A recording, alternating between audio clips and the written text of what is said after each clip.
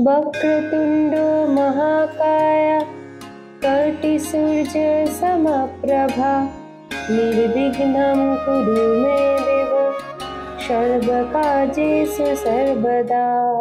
নমস্কার দর্শক বন্ধু, ইনস্টা খবরে আপনাদের সকলকে স্বাগত।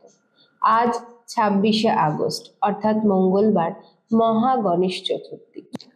যে কোনো পুজোর শুভারম্ভই গণেশ পুজোর মাধ্যমে হয়।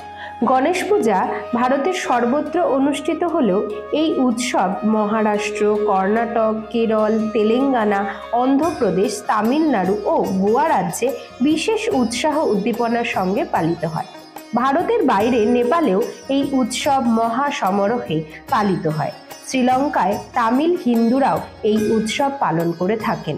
কলকাতায় গণেশ চতুর্থী উৎসবের জনপ্রিয়তার বৃদ্ধির বিষয়টি একটি সাংস্কৃতিক বিবর্তনের প্রতিফলন।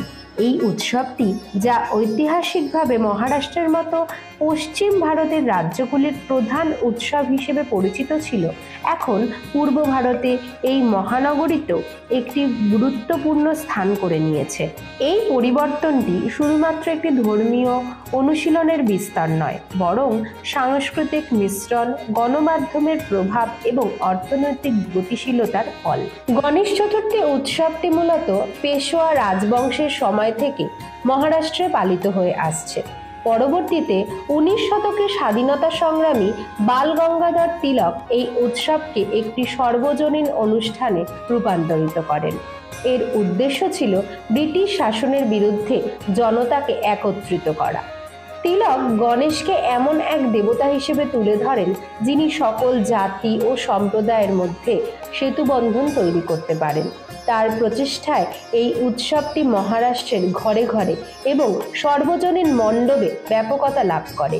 এই ঐতিহাসিক পটভূমি এই উৎসবের শিকড়কে শক্ত করে, যা পরবর্তীতে ভারতের অন্যান্য অংশে ছড়িয়ে পড়ে। কলকাতায় গণেশ চতুর্থীর জনপ্রিয়তা মূলত 2 শতক আগে থেকে লক্ষণীয়। প্রাথমিকভাবে মুম্বাই থেকে আসা ব্যবসায়ী সম্প্রদায় এবং অবাঙালি অধিবাসীরা এই পুজোর আয়োজন শুরু করেন। ধীরে ধীরে স্থানীয় বাঙালিরাও এই উৎসবে আগ্রহী হন। এর প্রধান কারণগুলি হলো, বলিউড এবং টেলিভিশন সিরিয়ালগুলোতে গণেশ চতুর্থীর জাঁকজমকপূর্ণ উদযাপন দেখে কলকাতার মানুষ এই উৎসবের প্রতি আকৃষ্ট হন। মুম্বাইয়ের বিখ্যাত লালবাগচা রাজা বা গণেশগুলির মতো মণ্ডপের খবর গণমাধ্যমের মাধ্যমে সারা দেশে ছড়িয়ে পড়ে। বাঙালি সমাজে গণেশকে সাধারণত লক্ষ্মীর সঙ্গে একসাথে পুজো করা হয়, কিন্তু এখন গণেশকে আলাদাভাবে, বিশেষ করে ব্যবসায়ের ক্ষেত্রে সাফল্য আনার দেবতা হিসেবে পুজো করা হয়। তাই ব্যবসায়ীরা এই উৎসবের প্রচলন এবং প্রসারে আগ্রহী ভূমিকা পালন করে। কলকাতায় গণেশ চতুর্থী উদযাপনে মুম্বাইয়ের মতোই অনেক বৈশিষ্ট্য দেখা যায়। এখানে বড় বড় প্যান্ডেল তৈরি হয়, যেখানে কয়েক ফুট উঁচু গণেশ প্রতিমা স্থাপন করা হয়। অনেক সময় মুম্বাইয়ের বিখ্যাত প্রতিমার আদলে প্রতিমা তৈরি হয়। দুর্গাপূজার মতো এখানেও থিম ভিত্তিক প্যান্ডেল তৈরির চল শুরু হয়েছে। তবে মুম্বাইয়ের 11 দিনের উৎসবের তুলনায় কলকাতায় এটি সাধারণত 2 থেকে 3 দিন স্থায়ী হয়, যা দুর্গাপুজোর মতোই একটি উৎসবের মেজাজ তৈরি করে। এই সংক্ষিপ্ত সময়কালের মধ্যেই এখানে সাংস্কৃতিক অনুষ্ঠান, লাইটিং এবং ভোগের ব্যবস্থা করা হয়। সাম্প্রতিক বছরগুলোতে কলকাতায় গণেশ পুজোর সংখ্যা ক্রমশ বাড়ছে। বিভিন্ন হাউজিং কমপ্লেক্স, পাড়ার ক্লাব এবং ব্যবসায়ী প্রতিষ্ঠানগুলি এই পুজোর আয়োজন করছে। অনেক বাঙালি শিল্পীও গণেশ প্রতিমা তৈরির কাজ শুরু করেছেন। এটি প্রমাণ করে যে গণেশ চতুর্থী ধীরে ধীরে কলকাতায় উৎসব ক্যালেন্ডারে একটি স্থায়ী স্থান করে নিচ্ছে। এটি শুধু একটি ধর্মীয় উৎসব নয়, বরং সাংস্কৃতিক আদান প্রদান এবং সামাজিক মেলবন্ধনের একটি প্রতীক হিসেবে গণ্য হচ্ছে। 2019 সালের একটি প্রতিবেদন অনুযায়ী কলকাতায় 1200টিরও বেশি গণেশ পুজোর আয়োজন করা হয়েছিল। এই সংখ্যাটি প্রমাণ করে যে উৎসবটি কতটা দ্রুত জনপ্রিয়তা লাভ করেছে।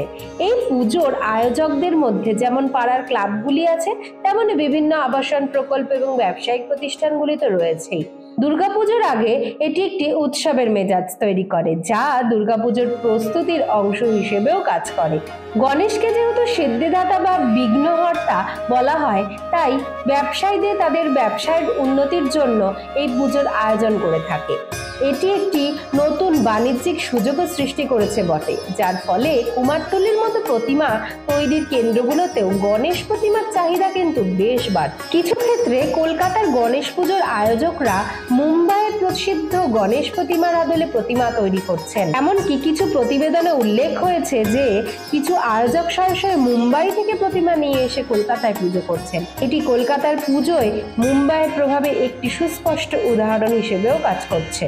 তাহলে দর্শক বন্ধু, আমাদের এই পুজো সংক্রান্ত আলোচনা আপনাদের কেমন লাগছে তা অবশ্যই কমেন্টে জানাতে ভুলবেন না।